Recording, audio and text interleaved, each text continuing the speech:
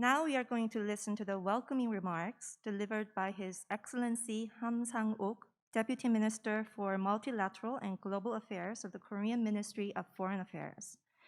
Please welcome him to the podium with a big round of applause.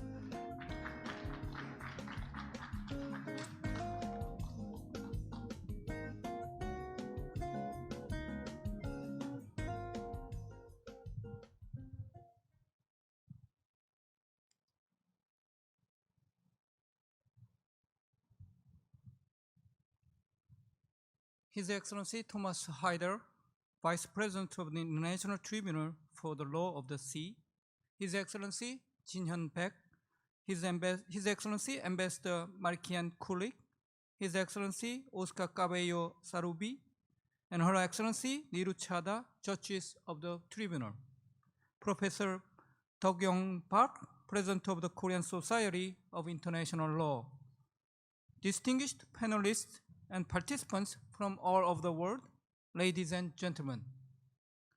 It gives me a great pleasure to welcome you all to the 5th International Conference on the Law of the Sea. It is indeed a privilege for the Ministry of Foreign Affairs to be hosting the conference in cooperation with the International Tribunal for the Law of the Sea and the Korean Society of International Law. I would like to thank Vice President Hyder, Judge Baek, and other judges from the International Tribunal for the Law of the Sea, as well as President Park and members of the Korean Society of International Law. I also welcome all the panelists and participants joining us online. We have invited experts from home and abroad to hear about their experience and the progress made in their research under the theme of regional cooperation and marine environment protection under UN Convention on the Law of the Sea. COVID-19 pandemic may have prevented us from meeting face-to-face, but it didn't stop us, enthusiasts of the law of the sea, from gathering online to share our views. This year marks the 5th anniversary of the International Conference on the Law of the Sea. At the last 4 conferences, we have been graced with the presence of many renowned experts in the law of the sea. I take this opportunity to thank all the previous panelists who contributed greatly to the growing international stature of this conference. The discussions we had over the last 5 years could not have been as constructive without support of ICLS. The Tribunal has played a key role in bridging the dialogue between the judiciary and academia. At the previous conferences, ICLS members had insightful interactions with distinguished scholars in the law of the sea, and this is, I believe, one of ICLS' most important contributions to strengthening the rule of law in the ocean. Over the last 15 years, the Tribunal has served as the principal judicial guardian of the legal order of the oceans. It has developed and elaborated on the rules and principles of the law of the sea through its jurisprudence and promoted academic discourse about uncharted territories deserving the attention of the legal community. I would like to take this moment to express my heartfelt appreciation for the Tribunal's unconditional support for our conference, as well as for its service to the international community. The ocean has been a realm of boundless possibilities from the beginning of civilization, and the desire to explore and exploit her served as a driving force for economic prosperity throughout history. At the forefront of such a drive in the last half-century was the UN Convention on the Law of the Sea. The convention extended national jurisdictions into vast offshore spaces, which served as a catalyst for the development of marine resources and international transportation.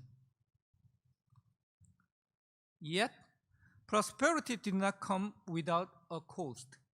Recent years have witnessed an alarming level of ocean degradation by human activities, mainly due to marine litters, microbeads, and radioactive water releases.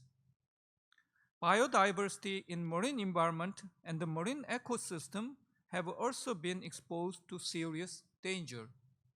The UN announced in 2019 that around two-thirds of the marine environment is significantly altered by human activities, and more than a third of all marine mammals are under great threat.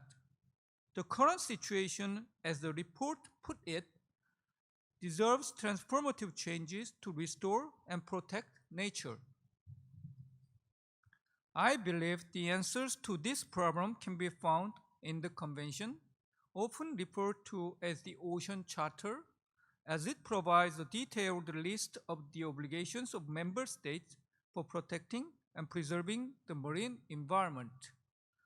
The Convention also stipulates in its preamble that the legal order of the seas and oceans it creates shall preserve marine living resources and preserve the marine environment.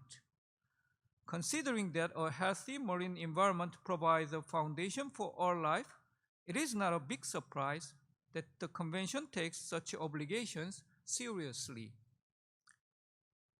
It is important to bear in mind what the drafters of the Convention thought for the path towards protecting the marine environment.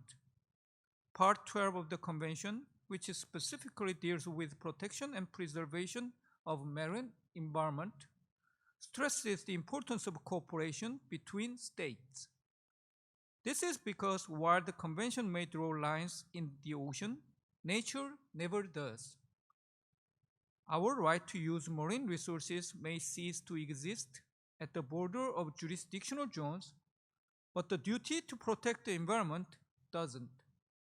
The ocean is a dynamic ecosystem that requires an innovative and comprehensive legal mechanism for protection regardless of which coastal states she borders with. Yet, the Convention left us room for imagination on how member states should cooperate in protecting the marine environment. It requires member states to notify damage to others, develop contingency plans, and exchange information if required, but we still have many blanks to fill regarding regional cooperation for keeping our oceans sustainable. For instance, what kind of regional arrangements should be made in order to facilitate marine environment protection? What are the codes of conduct the member states should follow in protecting the environment for overlapping maritime areas? Which activities are to be deemed as a violation of Part 12 of the Convention and subject to the dispute settlement mechanism?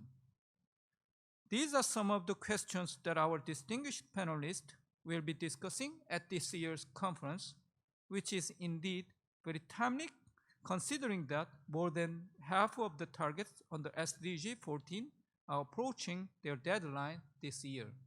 Ladies and gentlemen, protecting the marine environment is a straightforward task, but applying it to the real world isn't.